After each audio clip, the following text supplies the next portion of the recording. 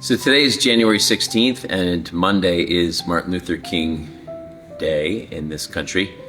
Today I was out earlier in the morning with probably 100 very frustrated activists and people of faith who have spent months and even years pushing for immigrant protections in this state.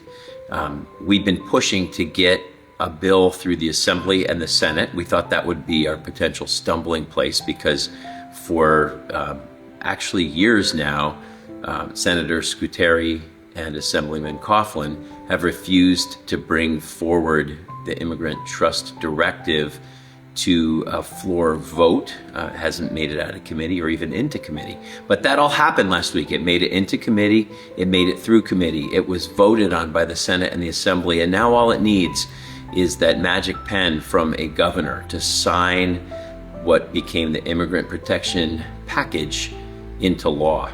And yet here we are many days after the Senate and the Assembly finished their very hard work, and after all these activists and people of faith did their hard work, and Governor Murphy has not signed the immigrant trust package of bills into law. Governor, there's probably some reason why you think this is good for New Jersey.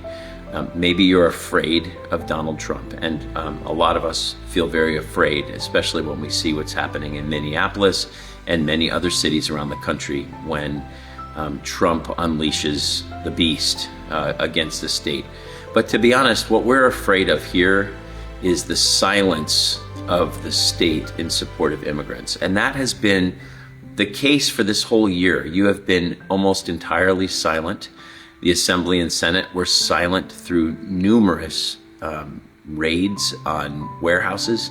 You've been silent as some 6,000 people have been torn from their families. And to think that maybe you would think silence is safer by not signing this bill, and that somehow silence is your last great act of protecting immigrants because it won't unleash Trump, is entirely false thinking. Donald Trump is coming. He isn't just somebody who carries out vendettas against political enemies. He and his people carry out horrible things against black and brown people. And we have black and brown people. We have black and brown immigrants in this state. And we can count on the fact that he will come here. The more protections we have in place in terms of data protection, the more protection we have in place in terms of that police forces and others cannot cooperate with the government, the better.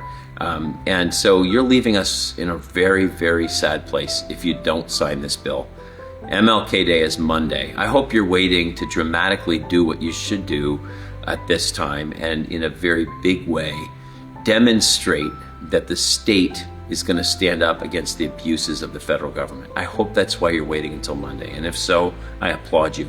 I hope that you're getting every governor in the state to beg their Assembly and Senate to get similar immigrant trust directives or immigrant protection packages to their desks, that all 50 states might speak out collectively and say, we won't be silent anymore. Immigrants are welcome here.